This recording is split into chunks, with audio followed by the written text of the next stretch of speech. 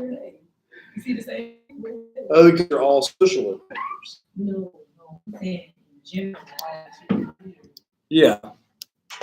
Yeah, you just see the same people. that's true.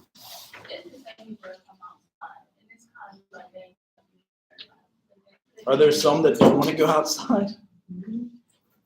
They're like, good afternoon. How are you? Good. All right, I'm going to see if this will work for us. I had to use a totally different computer. Anybody had a Dell break on you before? The Dell computers? Like, it won't even let me log in. So, I found this with my wife. I don't care if Photos has a new version today. So we're up to human behavior in the social environment. Were you all able to see the syllabus? Mm-hmm. Did the syllabus work? That's good. All right. Visualization of, oh yeah, here's your syllabus. As I went through it yesterday. Is anybody in here in my groups class on Tuesdays or Wednesdays and Fridays? I don't think you guys are in yet. It's like practice. You'll take it next year. So let me close some things. You ever have so many things open, like even on your phone, that you gotta close all of them for your phone to even function for you? That's how I have it going. So I'm gonna close all these guys. I don't think I need them. Text messages. Nobody has to text. Hello.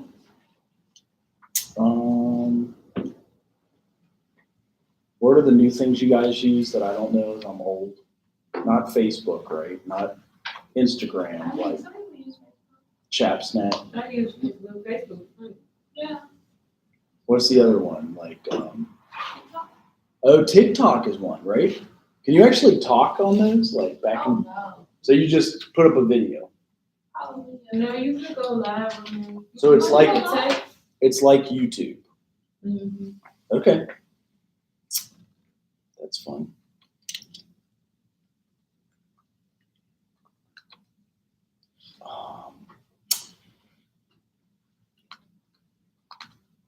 Gosh, what is I should know this. They're checking. So my wife had the baby on New Year's Eve. We were early, yes, we were super early, and we like kind of forced it out. Have you guys ever seen? There's some cool videos nowadays. Like, I don't think I had this when they taught me this class, because they taught me this class in like the 90s. And I feel like they didn't have cameras that were this good.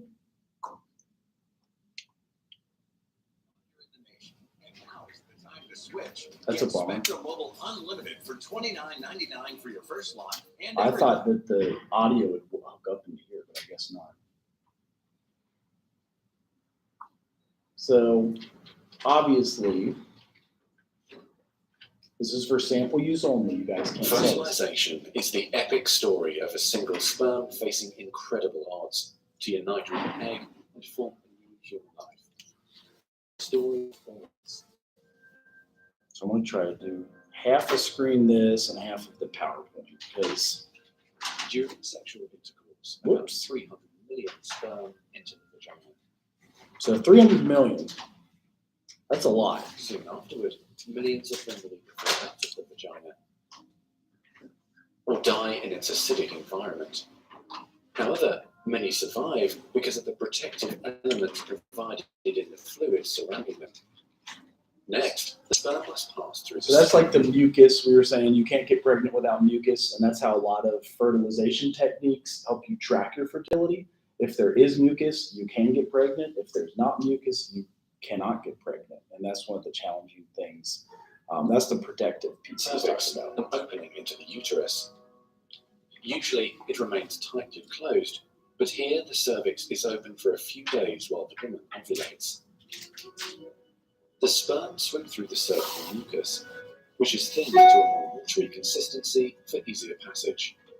So we were old when I got married. I was 41, and my wife was like mid-30s, so a lot of people are like, y'all not going to have any kids. Like, you're too old. You're going to be, too old to have kids. But it turned out we actually can, but they call you, it's called a geriatric pregnancy is what she has. And geriatric is if you're any day older than 35 years of age and you get pregnant, you're a geriatric pregnancy.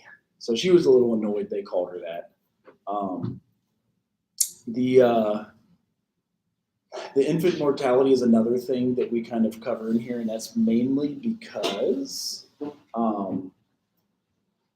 don't know if any of you guys knew this, but in the Midwest, we have some of the highest infant mortality in like the developed world. So like Chicago, Detroit, Cincinnati, all of these Midwestern cities, we have like super high infant mortality. So a lot of babies die young. So if it is sudden infant death syndrome, sometimes after vaccine, sometimes after other stuff. The rates did decrease with better nutrition. So we started seeing like it was important to eat lots of vegetables. We used to joke, like when my wife was first pregnant, I could buy her a dozen donuts every day. You're actually not supposed to do that. I think it's only about 300 extra calories, which is like maybe an apple and some rice. And it's like, that's crap. But when she ate better, we did have 2 miscarriages, but when you do eat better, you're more likely to hold the baby in. And then when you're older, so there's also progesterone. Have you guys heard about this with hormones before? What's the other hormone that's? Estrogen. Estrogen. So when you're pregnant and you have enough progesterone, your uterine lining will stay intact and not shed. She didn't have enough progesterone, so she had to take like pills or shots of progesterone every day. And that way, because when you shed your uterine lining, you have your period and the baby washes out with that. So she had to take progesterone. It makes you crazy. Like, you really don't want to be around your significant other if they're taking progesterone. She admits this. I'm not just like being a jerk saying, she's like, and the doctor said it changes you hormonally, but it helps, again, to hold the uterine lining in, and then the third time the baby held. Yeah. So with these hormonal changes, after pregnancy, does it stop, or will it continue on, or will it just continue? While she's pregnant. So you might have less progesterone when you're an older geriatric pregnancy, and that happens a lot. If you're 35 or 36, you don't produce enough progesterone, so your body just continues to shed the uterine lining, which is having your period, and the baby's attached to that uterine lining. So yes, it's probably like, that big, which we'll get to at the end of the video. Maybe I could play it without too much. Once inside the cervix, the sperm continues. I don't know if that answered your question, though. Did that answer your question? Okay. Pulling toward the uterus. So obviously, millions will die trying to make it through the mucus. Some sperm remain behind, caught in the folds of the cervix, but they may later continue the journey as a backup to the first group. So 300 million, that's a Inside lot. the uterus, muscular uterine contractions assist the sperm on their journey toward the egg. However, resident cells from the woman's immune system, mistaking the sperm for foreign invaders, destroy thousands more. That's interesting. So it is hard to get pregnant. It's easy. Lots of sperm. I should say it this way. When you want to get pregnant, it's probably hard to get pregnant. If you don't want to get pregnant, it's probably easy to get pregnant. How about that? That's what a lot of people have said. The empty fallopian tube, while the other half swim toward the tube containing the unfertilized egg. Now, only a few thousand remain. I have no idea. Inside the fallopian tube, tiny cilia push the egg toward the uterus. To continue, the sperm must surge against this motion to reach the egg. Some sperm get trapped in the cilia and die. During this part of the journey, chemicals in the reproductive tract cause the membranes covering the heads of the sperm to change. As a result, the sperm become hyperactive, swimming harder and faster toward their destination. At long last, the sperm reach the egg. Only a few dozen of the original 300 million sperm remain. Crazy. The egg is covered with a layer of cells called the corona radiata. So how The does only sperm one must get push in? through this layer to reach the outer layer of the egg, the zona pellucida. When sperm reach the zona pellucida, they attach to specialized sperm receptors on the surface, which triggers their acrosomes to release digestive enzymes, enabling the sperm to burrow into the layer. Inside the zona pellucida is a narrow, fluid-filled space just outside the egg cell membrane. The first sperm to make contact will fertilize the egg.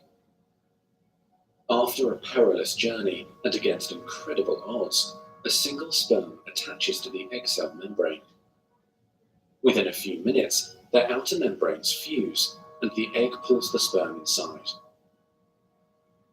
This event causes changes in the egg membrane that prevent other sperm from attaching to it.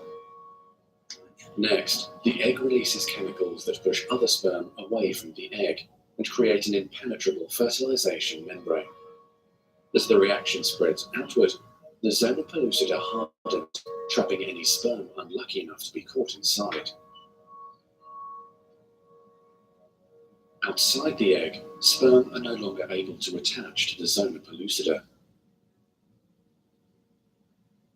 Meanwhile, inside the egg, the tightly packed male genetic material spreads out.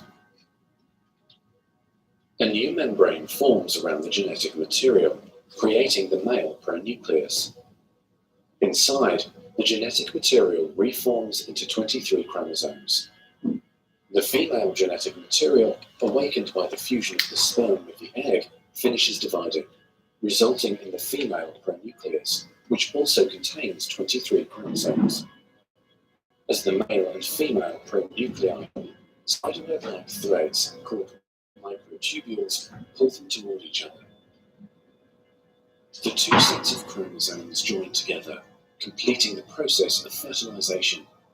At this moment, a unique genetic code arises, instantly determining gender, hair color, eye color, and hundreds of other characteristics. This new single cell, the zygote, is the beginning of a new human being. And now the cilia in the fallopian tube gently sweep the zygote toward the uterus, where he or she will implant in the rich uterine lining, growing and maturing for the next 9 months until ready for birth.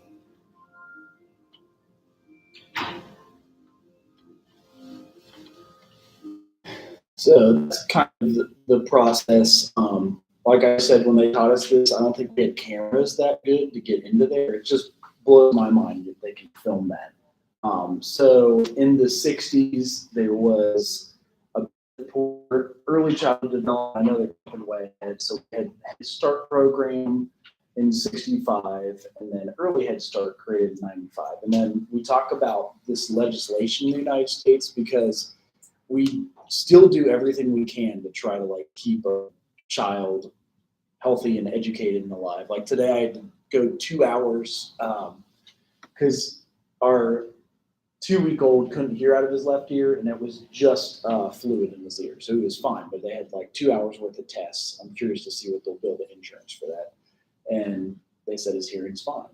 So since then, we've mentioned societal change and consequences for infants. Like maybe some of you guys growing up had one parent working, but I feel like by the time you all were born, it required 2 parents. Like in the 80s and 90s, you could have one parent. 2000s, it took like 2 parents working. And then in the 2010s, now it takes like 2 and a part-time job. I don't know. What was your all's experience growing up? Did both your parents work? Did you only have one that worked? Or okay.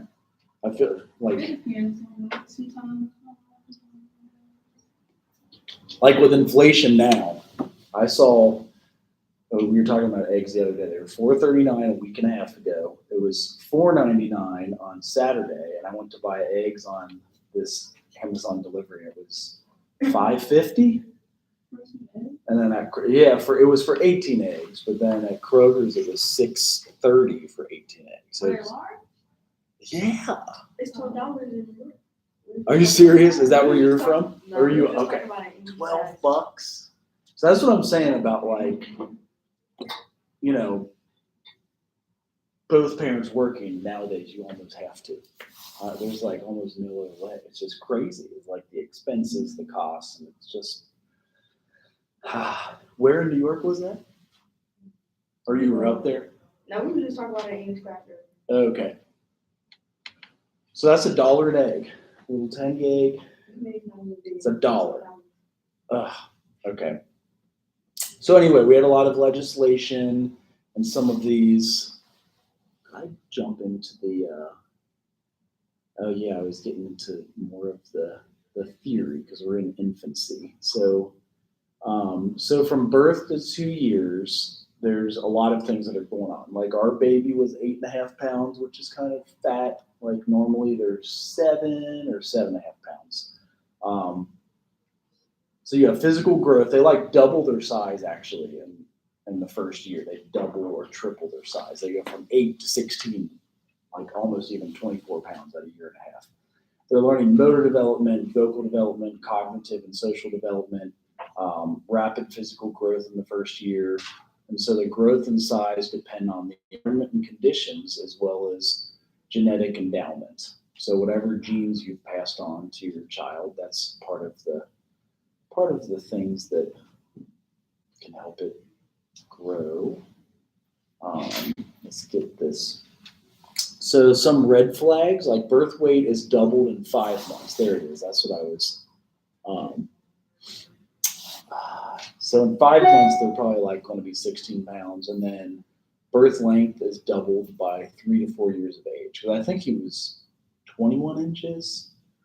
So then by 3, you would be like 42 inches. That sounds right. And then at 2 years old, you're half your adult height. So if you measure, any of you guys have nieces and nephews, like little kids that grow up in your family? So when they are 2, if you measure them and they're 3 feet tall, they're going to be 6 feet tall when they're full adult. So that's always kind of cool to see. Whatever their age of 2, it's exactly half of your height. And I'm sure that there's variations of that.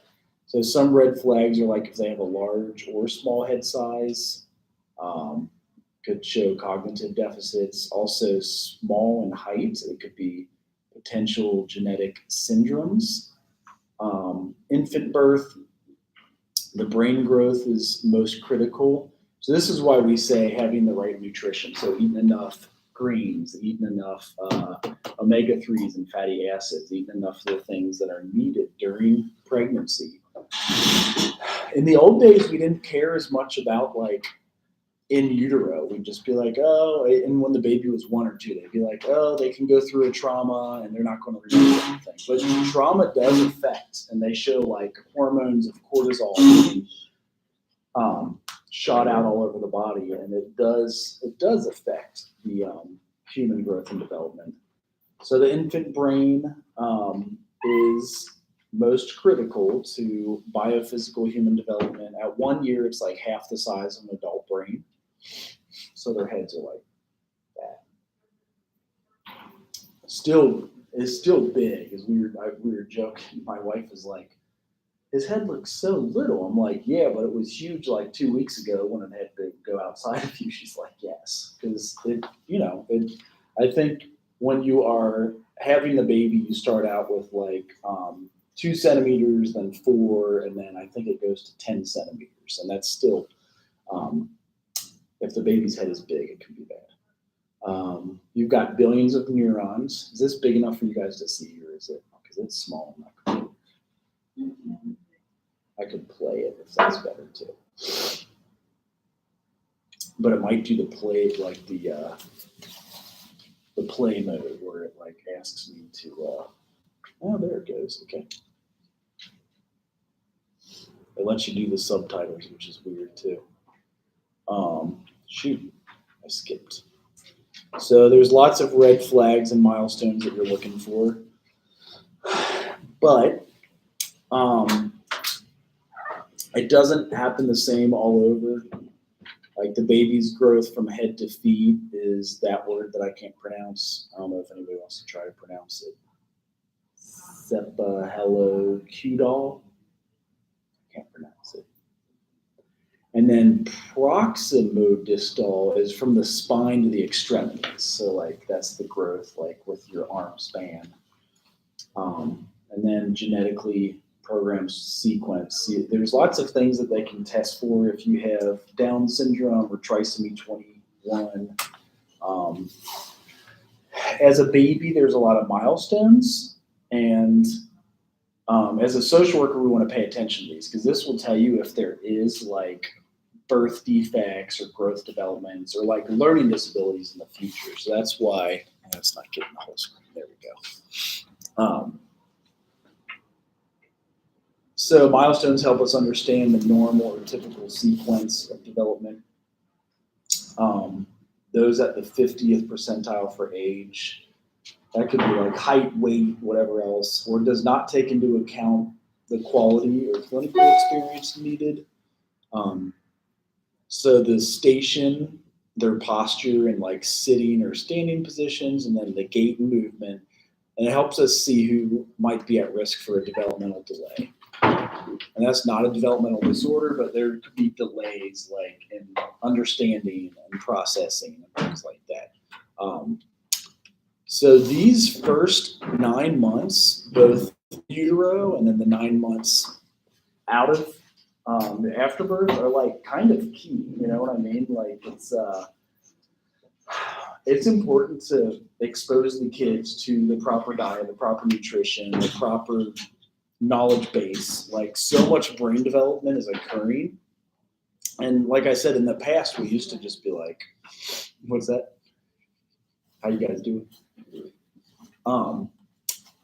So yeah, like the first 9 months are just key. And in the past, we used to be like, oh, they'll catch up or whatever. And they found that if you get behind in your first, 9 months, year and a half, 2.5 years, it is harder to catch up than you would think.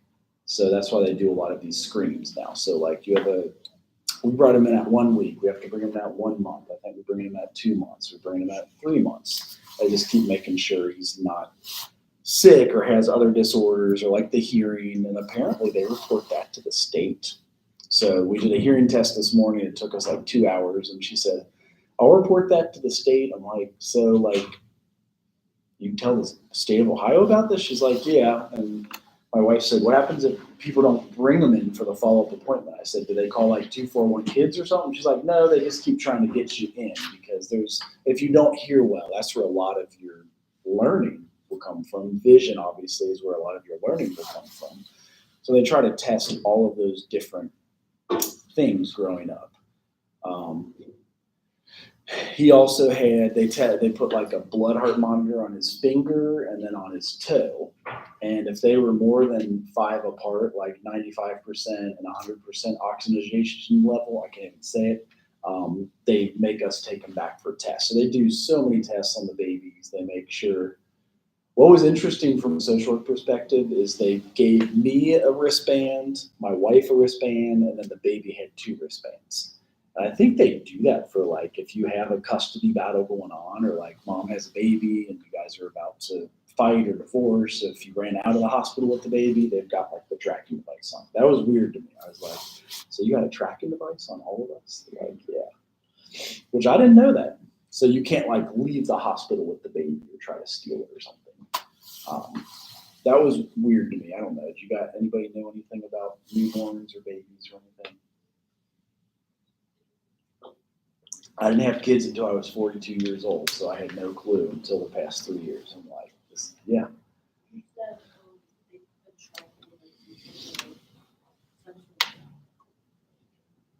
What was the last thing you said? Like since when? When did they start doing that? I don't know, but that was weird to me. It makes sense. What's that? They do be stealing babies. Right, people steal babies, or maybe the mom and dad are fighting and one runs off with the kid, like, F you, I'm going home, or something. That's true. That's true. I think the point was you were not supposed to leave unless if we were all together. So me, her, and the baby. And maybe it puts out an alarm if that does happen. You know what I mean? Like, especially if the baby left. I had to leave and go home and take care of the other 2, but then when I came back, we all left together. So I don't know. I don't think they gave me all the info. I guess I could Google it, but I guess I could search. But on the cases of people stealing the babies, anyone can go to the hospital and put her down shoes just like her mother to be or someone go there for checkup and still the baby.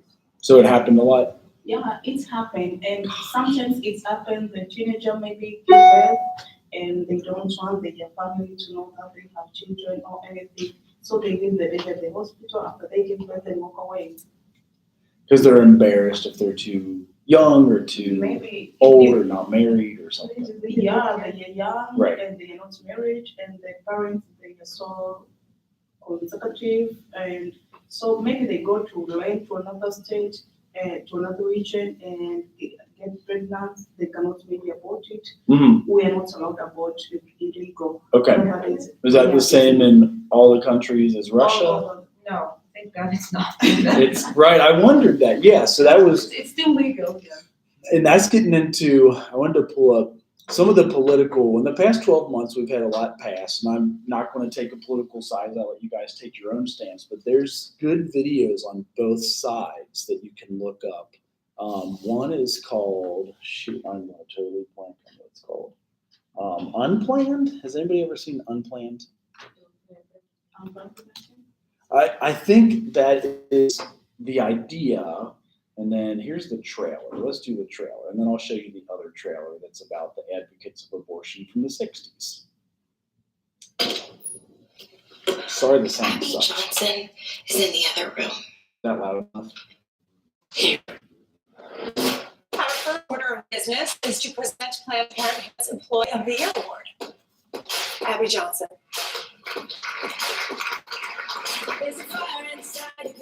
This is Abby. She's our volunteer escort. Abby, this is Cheryl Alessandro. I'd be the youngest director in Planned Parenthood history. You'll actually be in charge of the entire. I have a chance to make a real difference. No matter what you do for the rest of your life, you're still gonna be a baby killer. The only thing that's changed is you, Abby. Can you even hear yourself talk right now about these procedures? These are little babies. I'm not going to apologize for doing a job that helps women in crisis. There's still a part of me that isn't sure. But the one thing that all experts agree on is that at this stage, the fetus can't feel anything. Sorry to bother you, but they need an extra person in the back room. Are you free?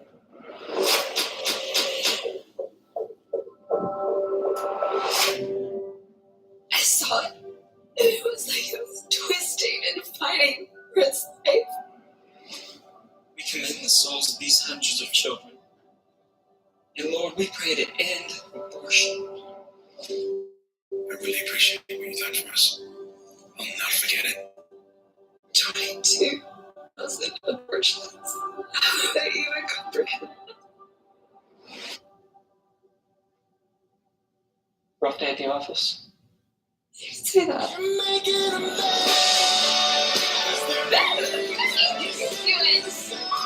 It's your dad and me.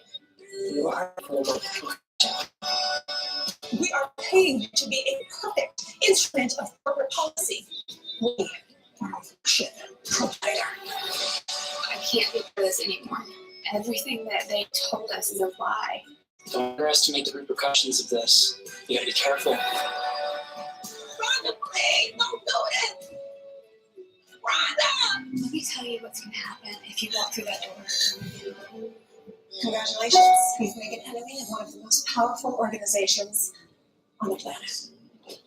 So this already came out. I don't know if any of you guys have seen it. It's about a woman who worked for Planned Parenthood, and she became director and whatnot, and obviously had a change of. Let me see if I can stop it. Had a change of mind,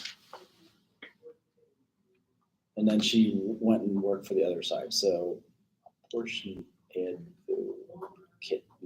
There's like another one that came out recently that I showed in the class last. I think it was. Have you guys heard of the Unplanned one that was? We've seen that before. So that one's been out for a few years. What's that? I saw it. Oh, you did? Okay. I think it would have been last year that it came out, or it was like maybe 2 years ago. Okay. And then there was another one about, oh, that's it, right here. So it was, I'm pretty sure it was called Jane. And this is about the other side and kind of how abortion rights were started in Mrs. Griffin, your pregnancy is in danger in your life. the US. What's the treatment? Cannot be pregnant. That's the only option. You can ask the board for permission to perform an emergency termination. Is there a chance that she could survive the pregnancy? Maybe 50%, resulting in the birth of a healthy child. I'm here. I'm right here. I vote no, gentlemen. No. No. No. No. No. I think I picked the wrong movie. This is Jane. How does it work? Joy? Yes, get in. No, this is not a taxi. You sit up front with me.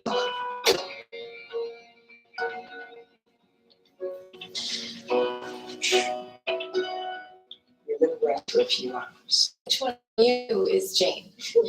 We're all Jane. We have organizing meetings. That's the address. How are we gonna get through them all? This 11-year-old girl deserves it. Well, this lady has cancer. She was raped. It has to be random. It's life or death for some of them. Life or for all of them. Made my mind up. Amen. Marcus, let's take a deep breath. You got a knack for this. Could have been a nurse. Could have been a doctor. We are entirely dependent on one man. We can't change what it costs, Joy. It's economic. I see how economics always seems to mean that black women get screwed. Stand up, stand up. So tell me how you ladies came to be, okay? My wife's name is Joy the Ticket. Hey, you told me that. You want to end up in prison? I will answer any questions. I don't want to know. We have something that works. We are abuse. Yeah, it's not perfect, but it works. I'm not scared of jail. I'm scared there won't be anyone left to answer the phone. I need help. I don't know what to do. This is my fourth message. I'm losing my grip. I can't tell my parents. We have to go back.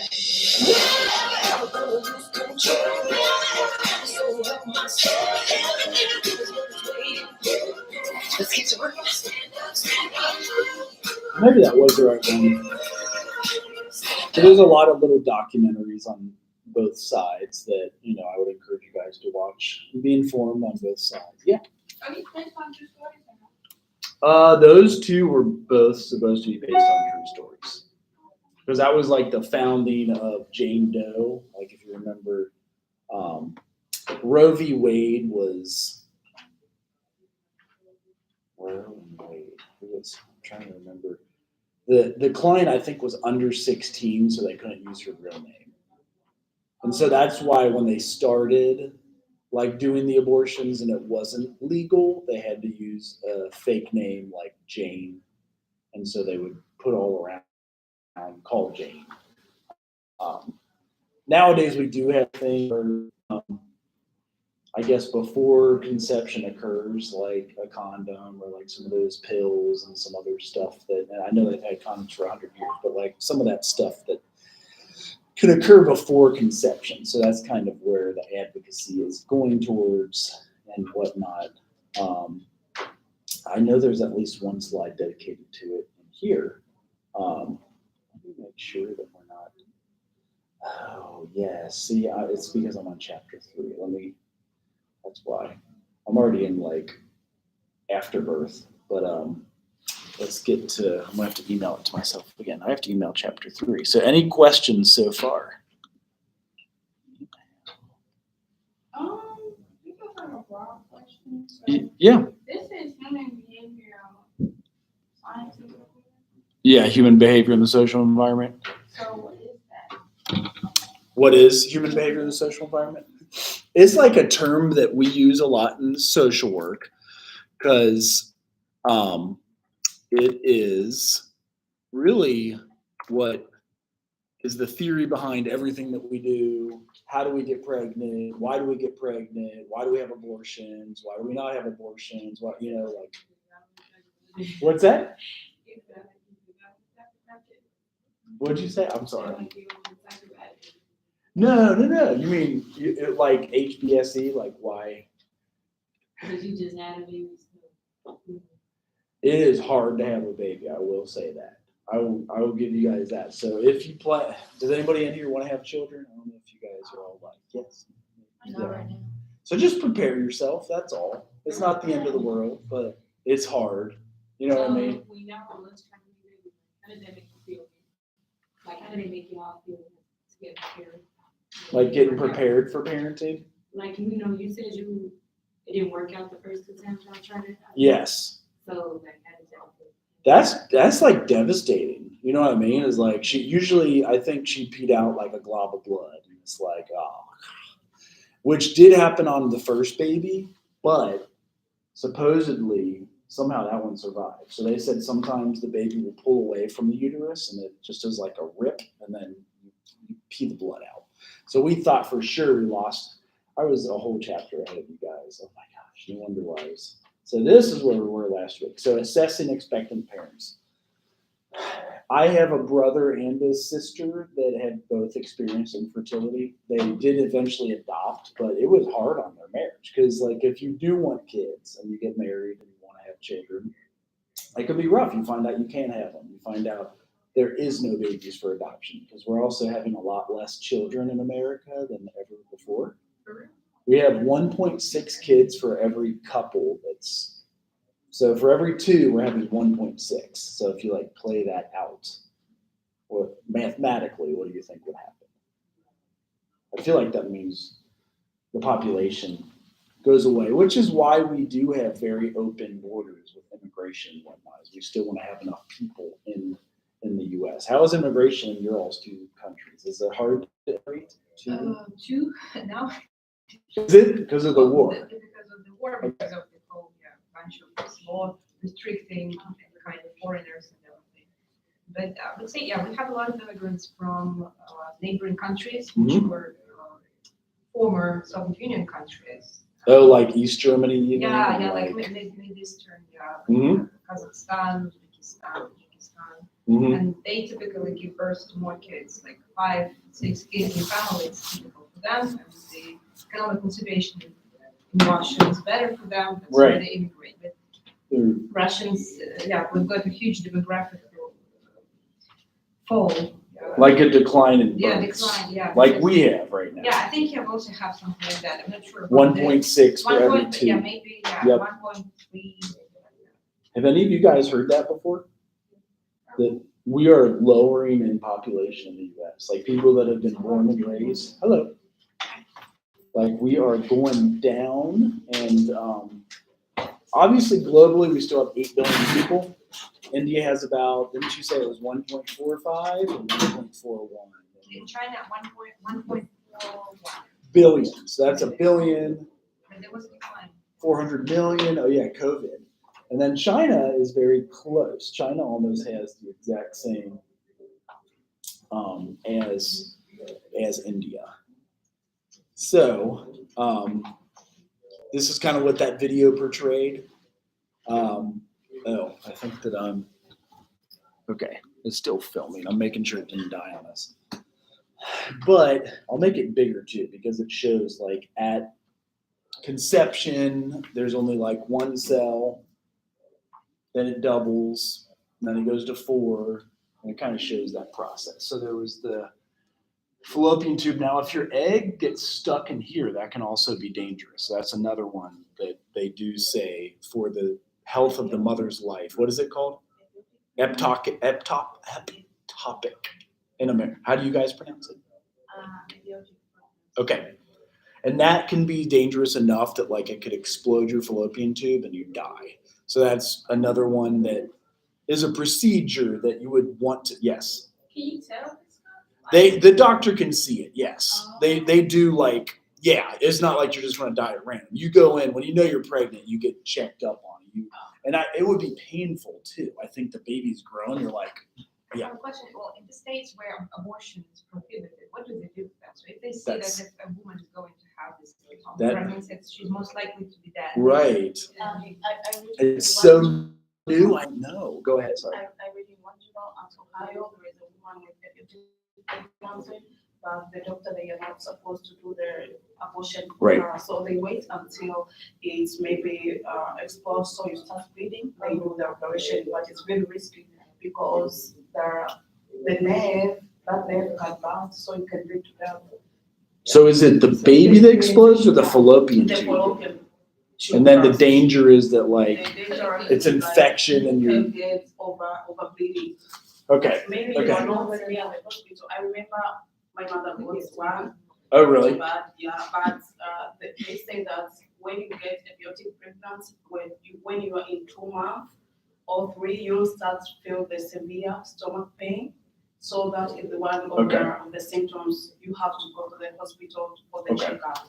So if you wait until How many are ectopic pregnancies? Do they have a percentage too? I don't even know. I don't know. Right, I don't know either. So that's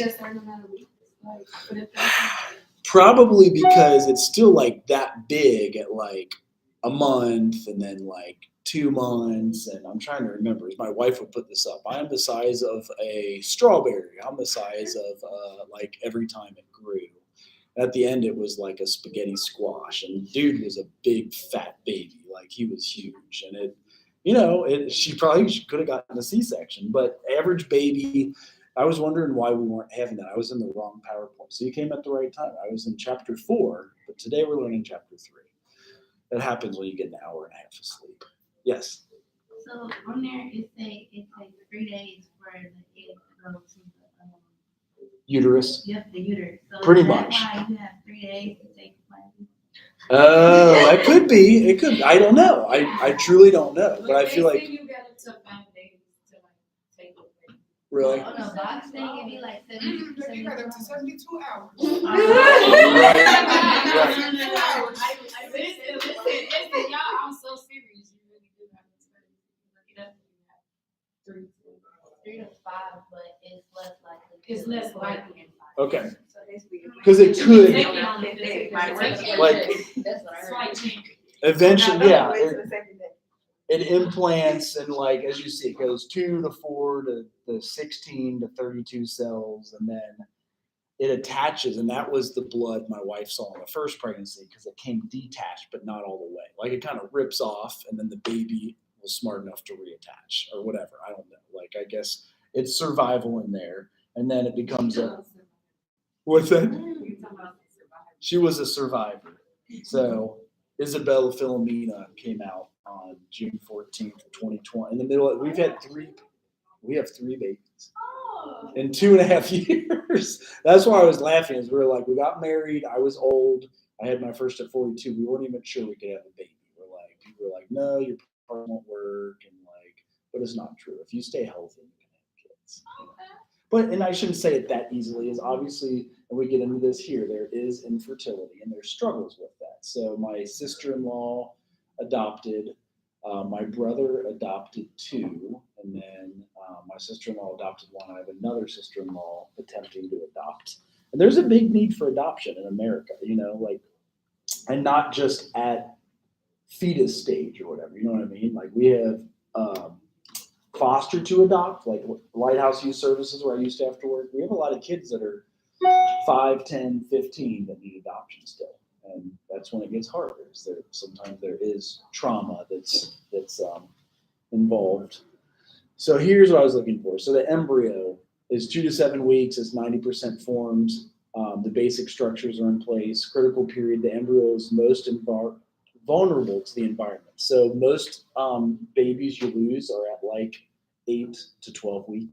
It's just like normal because it's hard to do. Again, it's like diet, stress hormones can be released, and if you're like stressed out all the time, you can lose it. The fetus then is from 8 to 40 weeks, but your first trimester is like 12 to 13 and a half weeks. So that's the hardest one to get through. Once you get through the first trimester, you're more likely to have the baby. Refinement and growth of basic structures lasts 2 months, stores fat. At 24 weeks, it has its chance to survive outside the womb. I think since this book has been published, that was moved to 21 weeks. Now, like a baby can live out at 21 weeks, which is crazy. So the term pregnant, what's that? 21 weeks. That is almost 3 months. It's small. It would be like they put them under the blue light and the little incubation tube. But they're saying, yeah, 24 weeks it has a chance of survival outside the womb. I guess that's 6 months. But the baby will not be complete with all the organs. Right, it still has a lot of different development stuff to go through. It would depend if the baby is born and the organs are premature or immature. If they're premature, there's still a chance. If they're immature, they're done growing. There's nothing they can do about it. Like the lungs are the biggest. That forms last, I think. And Yep. Wait, so y'all saying premature babies have like problems with their body, they can't grow because they can, correct, yeah, because you're still getting stem cells from your mama and you're getting, different important things. But this book published at least 6-7 years ago says if the baby's born at 24 weeks, it can survive outside the womb. It still has a lot of crap to grow. Like the lungs are the most important. I remember my friend, so I had a friend who got married in Ecuador, and the mom wanted to see her family right before the baby was born. She flew out there at 21, 22, 23 weeks, and she had an emergency baby in Ecuador. And somehow they kept it alive and they brought it back to the US. It was due in September, but they had it June 1st. And they brought it back like September 1st. And I after teaching this class enough, I swore they were going to lose that baby. I was like, there's no way that kid will survive in Ecuador. You know what I mean? Like it's a country that has different systems that you don't know if they have the same medicine, but it survived and it was fine. I guess time will tell like how the growth and development will go. This is like 2022? Yeah, it was due September 1st and it was born on June 1st. So it was right at 6 months. It was like, dang. Because I was the photographer at his wedding in October and November, so they got pregnant fast. They were like, I heard that most of the premature babies from 7 months, they are very intelligent.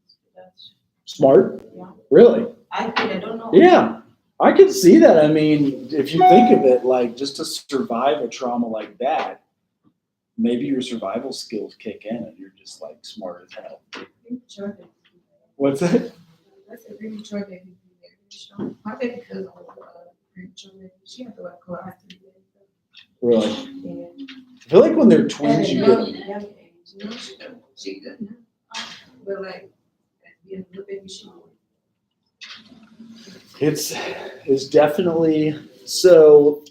We were. I don't know if I told you guys, but we forced the baby out on New Year's Eve, like just in pain. So she went and got induced, but you're not allowed to do that until right here, 39 weeks. And at midnight on New Year's Eve, she became 39 weeks. So early term is 37 weeks. You could actually, we had a couple babies at like 37 and 38, but then this dude was in the longest, and it would have been a week early, but he's full term then. And he was 39 weeks and 0 days and like 2 hours. And they give you a medicine that makes you something. Yeah, you start pumping. Yes. Yes, thank you. I'm not a doctor, so I was. Yes. And so it worked. Our first one, the sac broke and like her water was leaking, so we had to have her at like 37 weeks. They had to give you something for the cervix to ripen. It's a ripening thing. It sounds weird. It sounds like a fruit. So it ripens and then it goes to like 2 centimeters and 4 and then up to 10. How many centimeters you gotta be? 10. They want you to be 10. Because if you push before, you can rip it. Well, Plus their ripping brain, comes probably. from the head. Ripping comes from the head, from you pushing. Oh, we ripped but everything.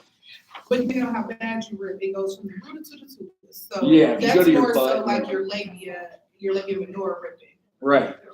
If you push too soon in your cervix, because it is a muscle, you can strain it, and that hurts even worse. Yeah. Is it possible not to rip? Like you just had a You baby. can and just- And you could get a C-section. Well, C-section. It's possible not to rip. Yes, it's totally possible. If you feel extreme pain, like okay, I'm about to rip, you can ask for an episiotomy and they just cut you. That's probably a better, cleaner rip. I'm sorry. But you're on It's fentanyl. cleaner than I know about cushion. They just cut you. Well, you have, no, you're, so if you're not natural, you get an epidural right here. Which goes in your back. And you're like so numb, like she couldn't even walk. We had to lift her legs for her. She was like, No, but you still feel that pressure. yes. You Well, still feel the pressure. yes. You still feel everything. It's just not as bad. The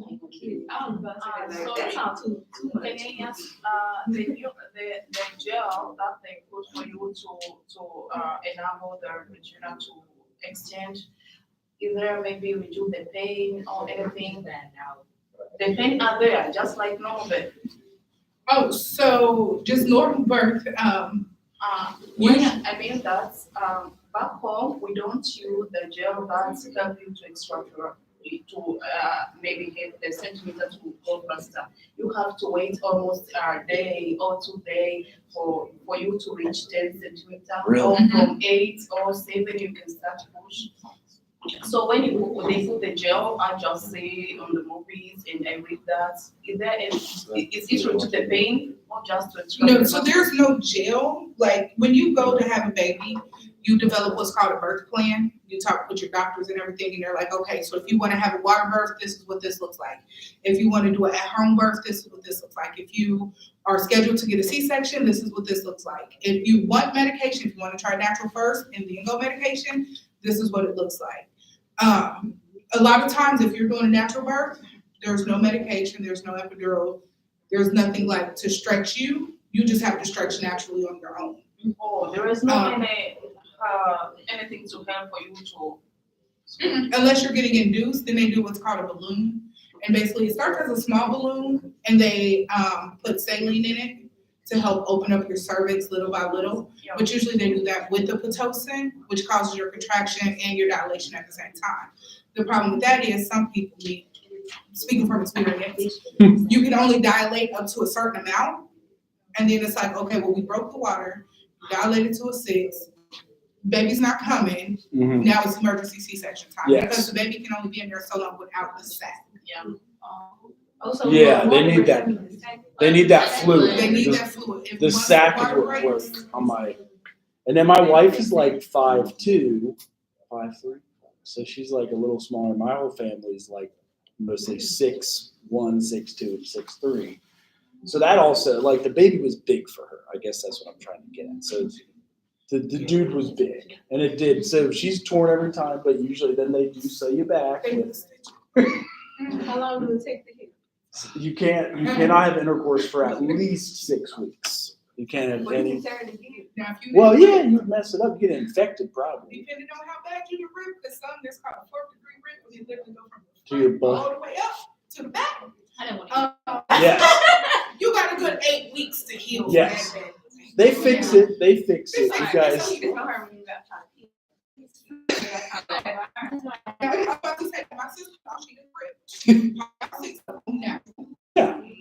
She ripped, and then I'm sitting down and I'm like, oh, so she starts tearing up. She's like, this is Okay, so like, Oh. I know, don't you have to like wash up away after pregnancy? yes. Probably, yeah. I'm talking like, isn't it like For a your certain vagi- amount, like for your water cervix, temperature or- that you have to have water, you know? Room temperature or warm water. They massage it. The nurses There massage it is- every hour. Like they push it down. Yeah. So you Because you telling have to me push it down. when I be, they gonna come in there and touch me? Yeah, they do. Oh, they come and massage you. That's the only way you get your uterus back They deflated. give you a little bottle.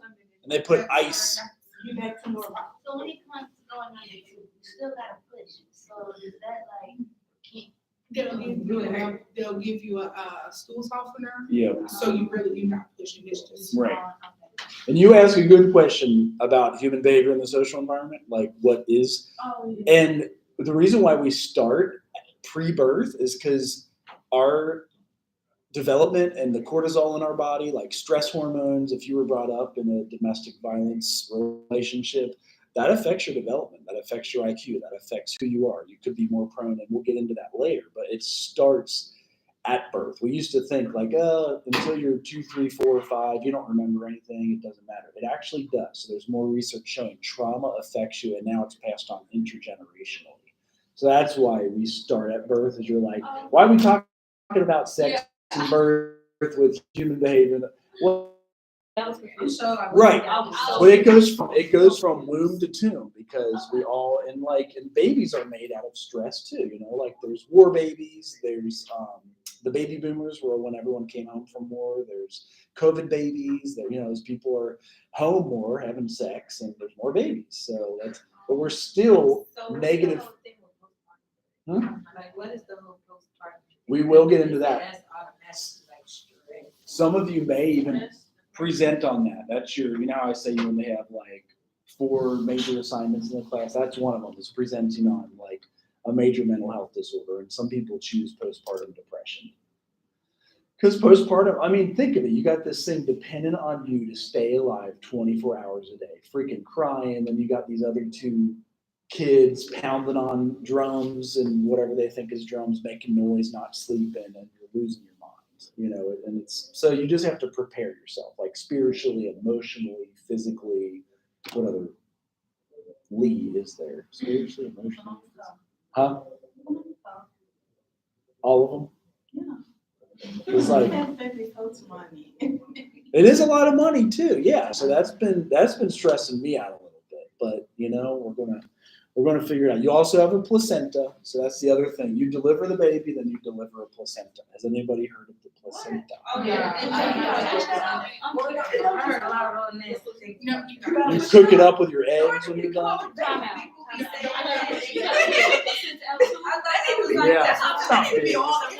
Like that. Yeah. Yep. They pull it. No, it's true. Yeah, so some people kill it. It has a lot of iron. You can also get stem cells. So the placenta has, and then there's the amnion bag, which is weird. And the mucus plug. So when you first have the baby, your mucus plug has to go out. The mucus plug holds the baby in. Your cervix is plugged up by mucus for 9 months. So when she first had it, she had the mucus plug. She's like, "That's gross. That's the first time we've seen the mucus plug." And she's like, "It was just kind of like a jelly." Yes. Yes. The one that showed the sign of delivery. So if someone starts to get the mucus, you will just see the sign of delivery. Was that a question? I'm sorry. Were you asking, or you were saying a statement? Like, when you say that they have to remove the placenta, Uh-huh. they have to cut the umbilical cord, and the I next cut. one is their mucus. The mucus plug is first, so that closes your that cervix. was what I was asked. They put at the third, but I heard that is the first one not to get. That'd be the first thing to like to show. Yes. But it doesn't. Yes. You can lose your mucus plug a few days before your water breaks though. Yeah. So once you lose your mucus plug, it's on the third. I have to ask the publisher of the book because this is a PowerPoint from the book. But good question. Yeah. I guess because the amnion, I feel like most of that dissolves like in the body. So I think this is separate from the mucus plug. I think the mucus plug isn't the mucus plug. I think the mucus plug isn't listed here. The mucus plug first, then they often break your water. They go in with like a needle almost and pop it, and then your water just drains out like that.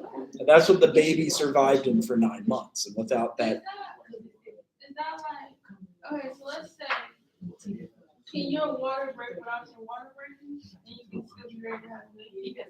it could. My wife's was leaking, and she had to have the Okay, baby. they had to. Yeah, she didn't have to pop hers because she was leaking, and it wasn't an emergency, but they're like, "You got to have this baby." So they gave her the ripening, cervix opens. They give you the pulsation stuff. What's that called? Pitocin makes your muscles. You're like, ugh. But usually when they get the shot in the back that numbs you. Anybody want to do natural? Is that? Find like a short man and a small man, so you have a small baby. Natural blood goes quicker because you're actually feeling it. When you get the epidural, it can prolong things a little bit. That's what natural birth goes, and you heal up a little bit sooner. When you go get a epidural. After you get an epidural, you may have to worry about needing a blood patch later because either a nerve or something that hit something that they weren't supposed to. You may leak a little fluid, spinal fluid. So then they have to go in and do a blood patch. And only that you get like serious migraines, fatigue, like it's the whole. So the natural heart having a small head. Mhm. I mean, baby, so You want them to have a small You know head. what I'm saying? It depends on how big it is. That's the first part that's coming out. One of our folks, it's a crown, and we was like, we got literally like 20 minutes to get up in here before this baby pops out. They're crowned. They crown, like, see the head? Yes. The head is sitting right there. It's like a big fuzz. So what's the difference with the Cramps in your contraction, and they already know how to swim because they've been in water the whole 9 months. Yeah, they do. What about like when they say like it's better to go to like not the hospital?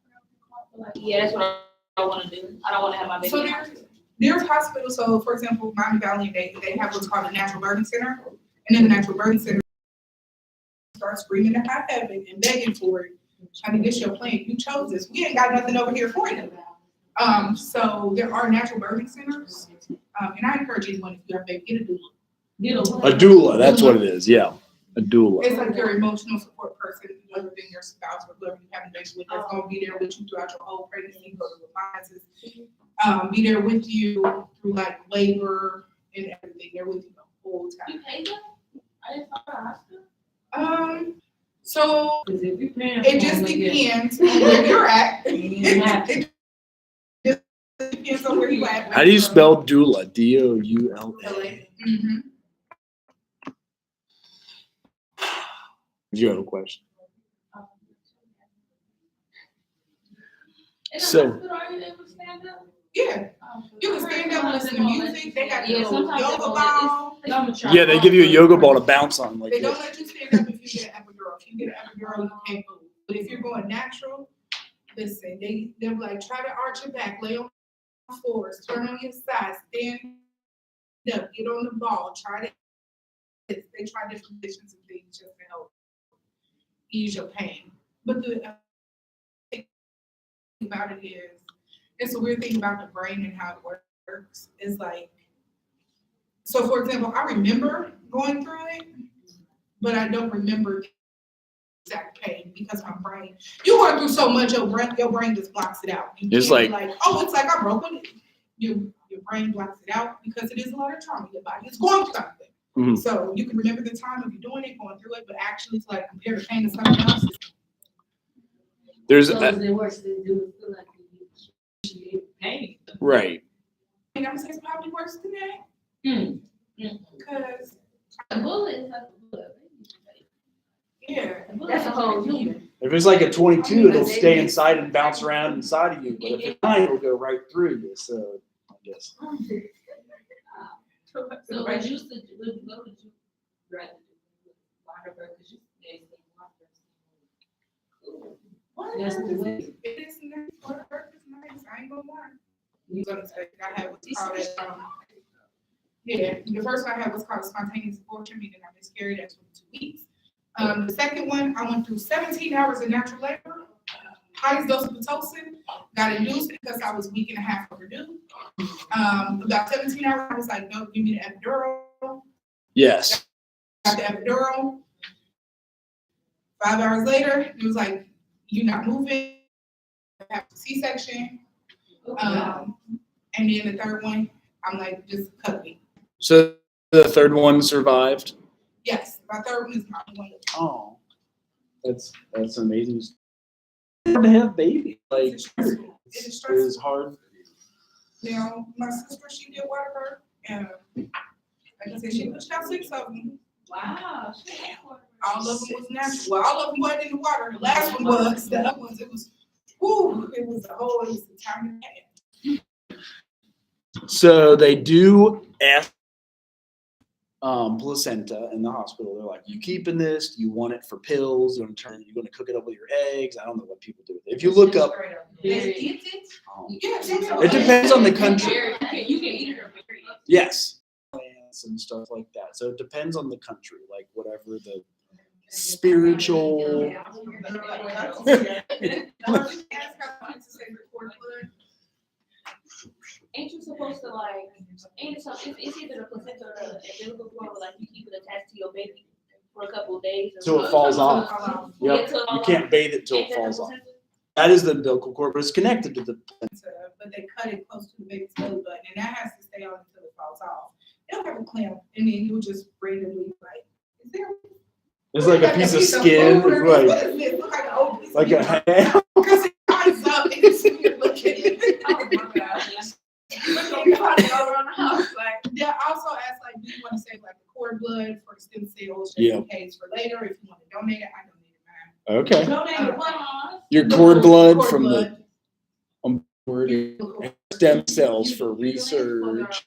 For the one who go there. No, it's a donation.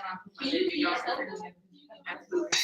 You can't afford I feel it. like I should be able to get some money for that. No, it's used for like scientific research and stuff. So you can donate it for, any. But if you don't donate, what they do? No, give it to me. So here is next week we're going to get on. We'll start with stages of labor because you have an abortion in New York, I think up to 9 months, and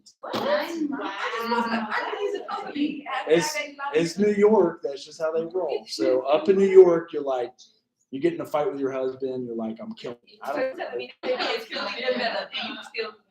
You can, yeah. It's legal in New York.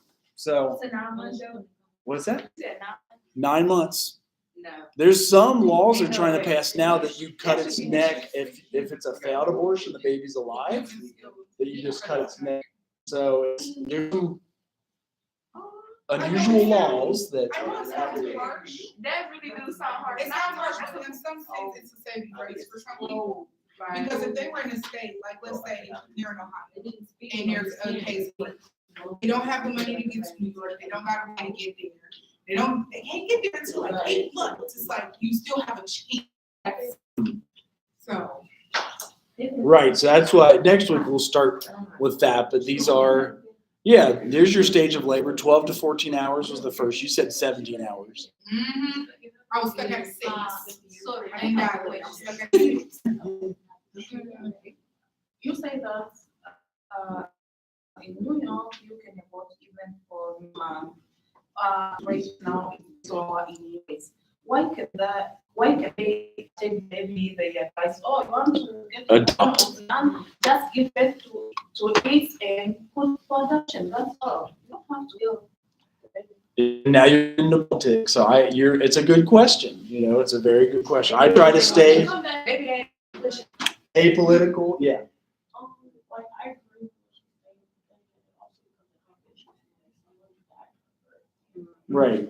Right.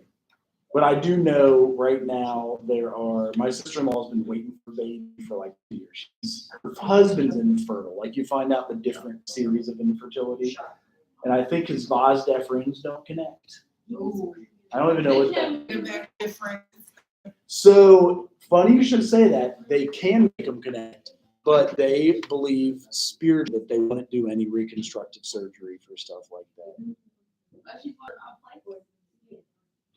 So she's trying to adopt currently. She is trying to adopt. So it's the men that has the vas deferens. So that gets your sperm to go outside to help you ejaculate. And if you don't have the vas deferens, your balls don't connect to your tip.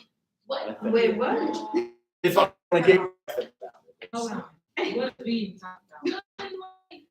if your vas deferens aren't connected from your balls to the tip of your penis. I don't know. Something still goes out, right? You would think so, yeah. Like maybe just stem fluid keeps the sperm alive. So y'all know that. Because the sperm sac, the vas difference goes from the testicles around the sperm sac and from the sperm sac out the tip. But because if it's cut somewhere, that goes around the sperm sac and from the sperm sac out the tip. But because if it's cut somewhere, that means the sperm sac is not released. It's not turned. Right. So there's several things. There can also be like A and B chromosomes that aren't proper that you can't get pregnant. There's so many reasons. There's endometriosis that's very common in women in their 30s So you get like, it's like a spider web that grows in the womb and blocks it. What's that? Yeah. I don't hear that when you say that the teeth of the babies and the ball they are not connected. So the man can produce only the maybe fluid, but Mhm. the sperm. What happened? But I know that they say that a man can produce more than 300 sperm if the ball then the sperm. What happened? Where are those babies? I know I'm wondering if I can find a video on that. You would think it would. Well, here you go. You want a surgical video? You said not, okay. You said, I know. So yeah, you're, well, here you go. Here's a cartoon, the male reproductive system. But the vas deferens and accessory gland.